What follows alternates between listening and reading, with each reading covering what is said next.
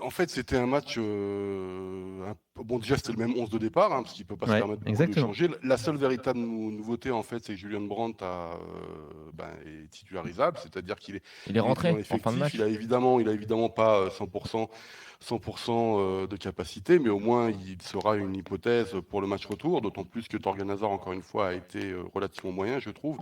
Ce fut paradoxalement un match extrêmement équilibré qui en fait était une forme de revanche par rapport à l'élimination il y a 2 semaines maintenant en Allemagne.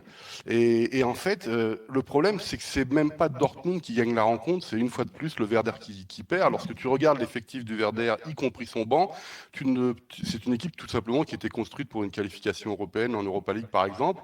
Et ils ont juste un vrai problème, c'est que dès qu'il y a des coups de pied arrêtés, ils se prennent un but. Et en fait, le match était très très équilibré et il s'est passé une fois une chose de plus, il y a un corner et Zagadou a surgi pour le 1-0 et à partir de ce moment-là, le Borussia Dortmund s'est mis à dominer, mais globalement, ce n'était pas un match extraordinaire. Ce qui est sûr, c'est qu'on n'a pas senti de fatigue.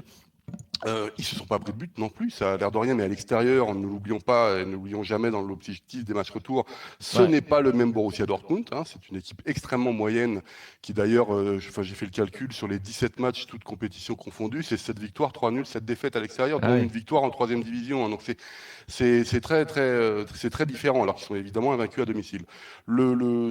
Ces 3 points très très importants pour le classement. Moi, je sais que j'avais plus parié sur un match nul à Brême, malgré évidemment le classement. Ce qui est sûr, c'est que ça fait du bien à Lucien Favre, ça fait du bien un petit peu à tout l'environnement du Borussia Dortmund.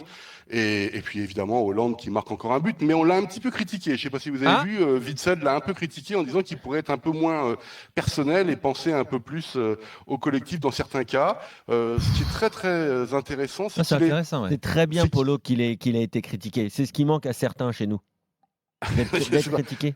Non, mais c'est bien qu'ils ne soient pas tous BA devant lui parce qu'il enchaîne les matchs et les buts. On a l'exemple à Paris. Mbappé, personne ne le critique. Dans l'after, on l'a quand même critiqué. Être critiqué par un cadre, c'est très bien. Joueur international comme Witsel. Et ça montre l'intelligence de Witsel. Ça fait du bien à Witsel qu'il a encensé en milieu de semaine.